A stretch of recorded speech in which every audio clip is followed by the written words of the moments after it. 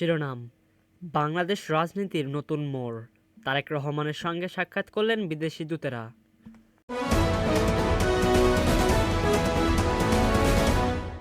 বিস্তারিত। আজ বিএনপির ভারপ্রাপ্ত চেয়ারম্যান তারেক রহমান সাক্ষাৎ করলেন ভারত, মিশর ও তুরস্কের দূতদের সঙ্গে।